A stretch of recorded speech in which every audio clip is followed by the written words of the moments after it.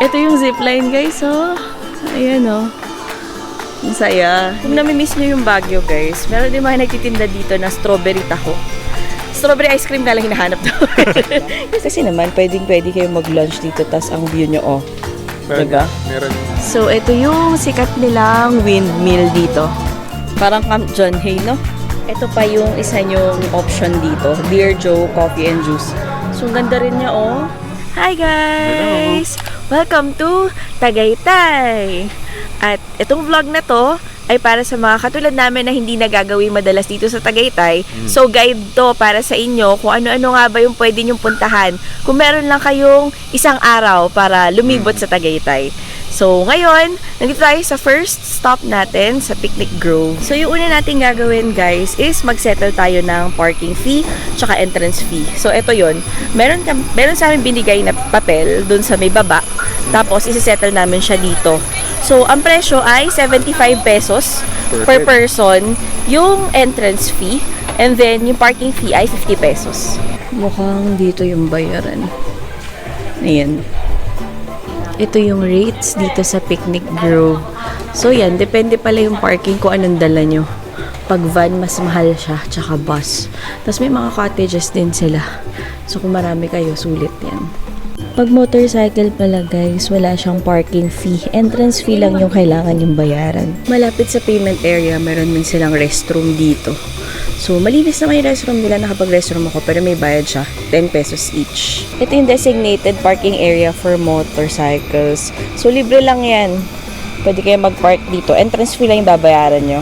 Bago pumasok dun sa main na attraction, dun sa Picnic Grove, meron dito mga iba't ibang cafes and restaurants. Ayun, Hapagni, Bayani at Maria. Ayun, Alamat Restaurant. Ito lang yung mga menu nila para lang makita nyo. Kung namimiss nyo yung Baguio guys, meron din mga nagtitinda dito na strawberry taho. Strawberry ice cream ka lang hinahanap to. Kasi gusto namin ice cream. Pero, designated taho vendors yata talaga sila. Kasi may uniform sila eh. So, hindi lang sila basta kung sino lang. So, ito yung mga ibang tinda. May buko juice, may coffee, may mga masalubong na pwede nyo bilhin. Actually, magkakaroon tayo ng vlog na separate tungkol dito sa mga pasalubong para alam nyo din yung presyo. Meron ding mga nagtitinda dito ng ice cream, merienda, ayan. Hotdog, siopaw, dumplings. Tapos, meron ding charging station if kailangan nyo. So, nakabili kami nito mga purse. So, yung pinakamaliit nila is 25. Tapos, yung sumunod is 35. Tapos, yung next is ito, 55. And then, yung pinakamalaki is 120. Ito po yung mga ibang tindahan ng pasalubong dito. So, ito na yung papalakad dun sa may Taal doon. Ganda ng view dito, oh. Ito yung zipline, guys, oh. Ayan, oh. Ang saya. Hindi nakita yung dulo. Layo. Ay, ayun pala. Yun lang pala yung dulo. Malayo pa dun, diba? So, ang saya kasi ayun lang yung Taal. So, ito yung presyo ng zipline nila. Two-way, 300. Tapos, ayan yan, parang ginagawa doon. So, ito yung mga cottages, guys. Tapos, ayun yung view ng Taal. Ayan, ang ganda. Ayan yung mga nagpapapicture dito. So, yan. Pwede kayo mag-rent dyan. Yung kanina kong pinakita ang prices. So, dito sa other side, marami pa mga cottages. So, pababayan, hagdan. Tapos, ayan yung Taal. Dami namin nakikita na may mga vans, may dala mga food, may rice cooker. Talagang literal, magpipicnic sila dito. Even yung kasi cottages is affordable. May bayad pero hindi siya, minimal lang. Ito yung sinasabi ni Juwardo. Kadalasan may mga bit-bit silang mga coolers, mga pagkain. Tapos naglalatag sila dyan. Yan, yung mga cottage, nire-rent nila. Kasi naman, pwede kayo mag-lunch dito, tas ang view nyo, oh. Diba? Meron. So, umakit kami dito sa viewing deck, guys. Meron lang ilang steps na inakyat. Tapos, meron dito pwede kayo mag-rent ng binoculars. Kasi, mas makikita nyo na mas malapit yung Taal. Ito yung viewing deck. So, ito yung highest point dito sa may Picnic Grove. So, yan. Oras ngayon, mga nasa 10:30. So, medyo maaraw pa. Medyo natatakban lang ng mga ulap yung Taal mismo. Ayan. So, meron din sila ditong Ferris wheel, guys. So, ayan. Hindi lang siya umaandar ngayon. Hindi ko alam kung bakit. Hindi ko alam kung wala lang talagang gumagamit. Pero, mukhang ayun yung cashier. Hi guys! Hello! So, we're now here at Twin Lakes. So, ngayon naman, ikot tayo dito. Tingnan natin yung mga pwede yung pasyalan dito. Ito palang Twin Lakes, development to na merong mga commercial, parang mall. Tama ba? Parang, Doon may Robinson oo, Supermarket. parang doon. ganun. Parang mall pero pahaba. May commercial strip May siya. commercial strip. Ngayon, yung parking niya, medyo mahirap lang ng onte kasi Sabado ngayon, tanghali pa lang, pero puno na yung dito sa area ng sa Twin Lakes. Pero yung maganda sa kanya, meron silang open parking dun sa tapat lang, tas tatawid lang kayo. So, pakita lang namin sa inyo kung ano yung itsura ng open parking in case na may dala kayong sasakyan or motor para alam nyo kung saan kayo magpapark. Ayun, bali sa kabilang side, ayun yung open parking. Tapos ang maganda, may nag-a-assist naman sa amin tumawid. So, ayan, para makatawid kayo dito sa may Twin Lakes. Ito bali guys yung view ng development ng Twin Lakes. So yan, ang ganda no. Sakita niyan, mafog-fog pa. Lamig. So mostly naman nakikita namin dito, puro mga kainan. So ito, kung nagkikrave kayo bigla ng samgyupsal dito sa may Tagaytay at gusto nyo na may view habang kumakain dito, pwede. Then dito naman sa side na to, ayan, makikita nyo may Starbucks at may Mary Grace. So, katabi ng Starbucks, meron silang water feature dito. So, ito yung view sa side ng Starbucks naman. Tapos, kung magsa-Starbucks kayo, ayan o, pwede kayong bumaba dun.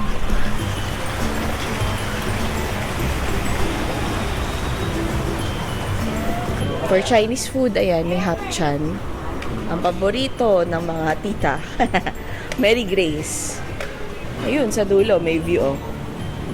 Then, meron din Santis dito. So, yan siya. Tapos, kung makikita nyo, dito on the side. Actually, ang ganda dito kasi kahit saan kang side magpunta, laging may view. Ito actually, mahaba yung view dito. Pakita ko sa inyo. Ayan, oh. Dito sa area ng Santis. Ayun ang Taal. Kita nyo ba? Ayan, ang lawak, no? Tapos, ito, may pababa dito. Tignan natin kung anong meron. Pero ito yung view. Yan, ang lawak, oh. Ang ganda. So, pag bumaba, ito yung itsura niya. So, Mary Grace pa rin. Ito yung itsura ng garden area. Yan, syempre, ang view, ayan. Sa dulo. May branch din dito, guys, ng Bag of Beans. So, ito siya. Ganda niya kasi ang laki. Tsaka, syempre, may view. Actually, left. Dito sa left, may view. So, dun sa derecho, may view. Ayan. So, ito guys, yung Amiras. Although di kami dito bumili, pero kung gusto nyo malaman yung mga pwede nyo biling pasalubong, tsaka yung mga presyo dito sa Tagaytay, gumawa kami ng separate video niyan. So, panoorin nyo yung mga pasalubong prices ng Tagaytay. Okay, next stop, Crosswinds Tagaytay. So basically, Crosswinds Tagaytay is sa development ng Brittany Corp. So ito ay Swiss-inspired na development. So if I'm not mistaken, may mga residential subdivision dito, pero ang pinaka-highlight is yung kanilang commercial establishment. So ngayon we're at Windmill. Lausanne. Hindi namin alam tama ba yung basa namin. Ayan, o, kita nyo ba yung windmill sa likod? By the way, yung fee dito sa Crosswinds, kung hindi kayo kakain sa loob tapos magpa-park lang kayo, is 100 pesos.